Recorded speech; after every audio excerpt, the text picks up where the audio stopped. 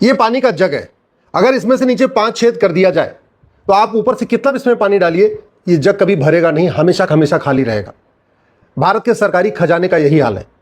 नीचे से इसमें 3-4 छेद हो रखे हैं, घूसखोरी का छेद है, कमीशन खोरी का छेद है, अलग अलग छेद इसमें पड़े हुए, और ऊपर से वैट वाली बाल्टी डाली जा रही है, टीडीएस की बाल्टी डाली जा रही है, इनकम टैक्स की बाल्टी डाली जा रही है, जीएसटी की बाल्टी डाली जा रही है। बाल्टी भर भर के पानी डाल रहे हैं, लेकिन फिर भी ये जग भर नहीं रहा है, सरकारी खजाना भर नहीं रहा है। क्यों? क्योंकि छेद तो बंद ही नहीं किया जा रहा है।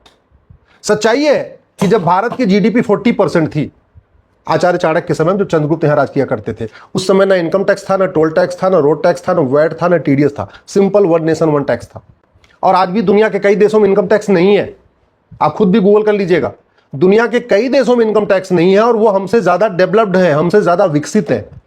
हमने इनकम टैक्स का पूरा बर्डन डाल रखा है मिडिल क्लास के ऊपर, इसके बावजूद भी खजाना भर नहीं रहा है। क्यों? क्योंकि छेद नीचे से हमने बंद नहीं किए ना। मेरा ये मानना है कि भारत में इनकम टैक्स को 100% खत्म किया जा सकता है, कोई जरूरत नहीं। टोल टैक्स 100% हटाया जा सकता है, रोड टैक्स 100% हटाया जा सकता है, वैट और टीडीएस हटाया जा सकता है, और जीएसटी भी हटाया जा सकता है। आप सोच रहे होंगे जब सारे टैक्स खत्म हो जाएंगे तो देश चलेगा कैसे? अच्छा देश चलेगा, अब से ज्यादा बढ़िया देश चलेगा। हमारे देश में 130 करोड़ आधार बन चुका है, 250 करोड़ बैंक खाते खुल चुके हैं, 55 करोड़ जनधन खाता है, गरीब से गरीब बैंक से जुड़ा हुआ है। सरकार कह रही है कि 80% लोग पर डे 100 रुपए से कम खर्च करते हैं। 83 करोड़ लोगों को तो मुफ्त में राशन देना पड़ रहा है। क्यों? क्योंकि गरीबी रेखा के नीचे है। तो 80 करोड़ क्या, बल्कि 83 करोड़ लोग पर डे 100 रुपए से कम खर्च करते हैं। जो 100 रुपए से ज्यादा खर्च करते हैं उनके पास एटीएम, पेटीएम, भीम, UPI, debit card, credit card सब कुछ। इसका मतलब उनको 100 रुपए से बड़ी नोट की जरूरत नहीं है। 130 करोड़ आधार है, 250 करोड़ बैंक खाते हैं, 55 करोड़ जनधन खाता है। जनधन खाता केवल गरीबों का खुलता है जिनकी एनुअल इनकम 50,000 से कम होती है साल की। किसान भी जुड़े हुए हैं, उनको किसान सम्मान निधि आ रही है। आदिवासी भी बैंक से जुड़े हुए हैं, उनको सीधे केंद्र सरकार की योजनाओं, केंद्र सरकार सीधे पैसा आ रहा है। अब कोई ये नहीं कह सकता कि मुझे बैंक जाता नहीं है, मेरे पास बैंक खाता नहीं। ये बहुत पुरानी बातें हो गई। यानी 5,000 रुपए से महंगे सामान का कैश लेन देन भी बंद किया जाता है।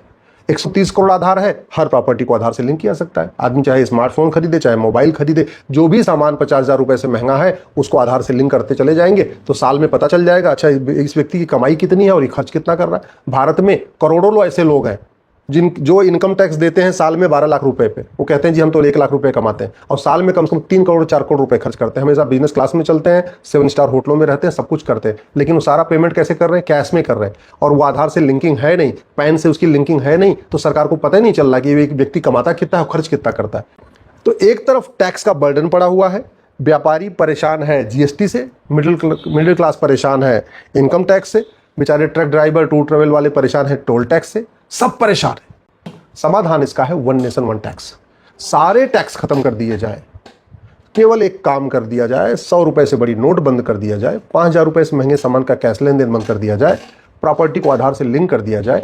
और जब 5,000 से ऊपर लेन देन बंद हो गया तो व्यक्ति मजबूर है, या तो एटीएम करेगा, या पेटीएम करेगा, भीम करेगा, यूपीआई करेगा, डेबिट कार्ड करेगा, क्रेडिट कार्ड करेगा, उसे 2% एक्स्ट्रा ले लिया जाए बस। यानी 1,000 का सामान खरीदे तो वो 20 रुपए एक्स्ट्रा दे दे, 10,000 का सामान खरीदे तो 200 रुपए एक्स्ट्रा दे दे, 1 लाख का सामान खरीदे तो 2,000 रुपए एक्स्ट्रा दे दे। अब जब सारे टैक्स खत्म हो गए तो किसी को भी 2% एक्स्ट्रा देने में कोई दिक्कत नहीं, और ये 2% सीधे सीधे सेंट्रल गवर्नमेंट के पास जाएगा। सरकार, सेंट्रल गवर्नमेंट चाहे 2% में से 1% अपने पास रख ले, और जो 1% है उसमें से राज्यों को दे दे, लोकल बॉडीज को दे दे, जो नीचे की ग्राम पंचायतें होती हैं उन सबको भी दे दे। वो बंटवारा कर सकता है, 2% से आएगा। मैं गारंटी के साथ कहता हूं ये खजाना भर जाएगा, सरकार का खजाना भर जाएगा। जो 225 लाख करोड़ का कर्जा है वो भी धीरे धीरे कम होना शुरू हो जाएगा, और जनता को बड़ी राहत मिलेगी। सरकार की आय दुगनी हो जाएगी। हाँ, कुछ लोग बेरोजगार हो जाएंगे। इनकम टैक्स जो डिपार्टमेंट चल रहा है, स्वाभाविक सी बात है, उनको वीआरएस देकर उनसे नमस्ते करना पड़ेगा, छुट्टी करना पड़ेगा। जीएसटी डिपार्टमेंट जो चल रहा है उनसे नमस्ते करना पड़ेगा, छुट्टी करना पड़ेगा। उनका ट्रांसफर कहीं और भी कर सकते हैं, ऐसी कोई दिक्कत नहीं है, किसी और डिपार्टमेंट उनको लगा सकते हैं, नहीं वीआरएस देना है तो इनकम टैक्स और जीएसटी डिपार्टमेंट और टोल टैक्स वाले कुछ और अपना अलग काम कर लेंगे, क्या जरूरत है? वैट वाले जो वैट पे काम में लगे हैं उनको भी कुछ नया काम मिल सकता है। ये जो वैट डिपार्टमेंट है, ये टोल टैक्स डिपार्टमेंट है, ये रोड टैक्स, ये जीएसटी डिपार्टमेंट, इनकम टैक्स, ये डिपार्टमेंट नॉन प्रोडक्टिव डिपार्टमेंट है, कुछ नहीं कर रहे। केवल इसकी वजह से लोगों को टेंशन बढ़ रही है, सब लोग परेशान है, सब लोग फ्रस्ट्रेट है, खुशहाल नहीं है। इतनी दोहरी मार पड़ रही है आम जनता के ऊपर, और फिर भी सरकार का खजाना नहीं खाली हो रहा है। क्यों? क्योंकि लीकेज बहुत ज्यादा है। इस वन नेशन वन टैक्स से लीकेज भी खत्म हो जाएगा, क्योंकि पैसे को कोई खाएगा नहीं। ये पूरा का पूरा अभी इसलिए चल रहा है क्योंकि लोग काला धन इकट्ठा कर रहे हैं, फार्म हाउस खरीद रहे हैं, कोठियां खरीद रहे हैं, लग्जरी लाइफ जी रहे हैं, सब कुछ इसलिए चल रहा है। क्यों? क्योंकि लीकेज हमने बंद नहीं किया, हमने सिस्टम को नहीं बदला। वन नेशन वन टैक्स से भारत विश्वगुरु बनेगा, वन नेशन वन टैक्स से भारत में सतयुग आएगा, वन नेशन वन टैक्स से भारत में रामराज्य आएगा, भ्रष्टाचार अपराध खत्म होगा।